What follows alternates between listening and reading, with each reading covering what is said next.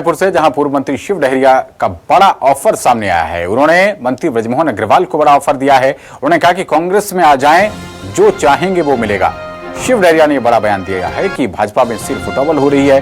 बृजमोहन अग्रवाल तो अभी इस्तीफे के बाद भी 6 महीने मंत्री बने रहने की बात कह रहे हैं। ये तो आने वाले समय में पता चलेगा कि वो कांग्रेस में रहेंगे या फिर बीजेपी में। हम उनको ऑफर देते हैं कि वो जो चाहे वो मिलेगा, पहले आ तो जाएं, हम उनसे बात करेंगे कि यहाँ आपकी उपेक्षा हो रही है, हमारी पार्टी में आ जाएं। तो क्या विधायकों को भी साथ लेकर जाएंगे? उन्होंने कहा कि अब देखते हैं कि वो किनको लेकर आते हैं। आ तो जाएं बस, हमारे यहाँ सब मिलेगा। खबर पर ज्यादा जानकारी के साथ हमारे संवाददाता शिवम मिश्रा जुड़ रहे हैं। शिवम, मंत्री बृजमोहन अग्रवाल को शिव डहरिया बड़ा ऑफर दे रहे हैं, बताइए राजनीतिक गलियारों में किस तरीके की चर्चाएं हैं इसको लेकर? जी बिल्कुल, निश्चित रूप से देखिए, छत्तीसगढ़ में लोकसभा चुनाव के बाद अब एक बार फिर सियासत गरमाती हुई नजर आई है।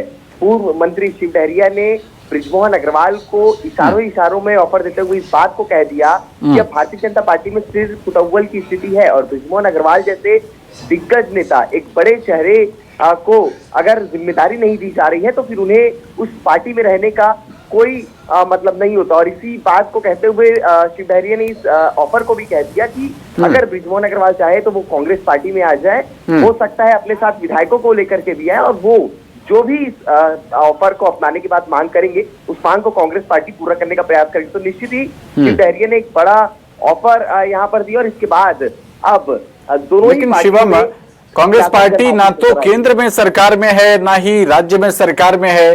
कांग्रेस पार्टी ऐसा क्या देगी बृजमोहन अग्रवाल को जो अभी उनके पास नहीं है? मंत्री पद ही नहीं है केंद्र सरकार का, बाकी तो उनके पास सब है। क्या देगी ऐसी कांग्रेस?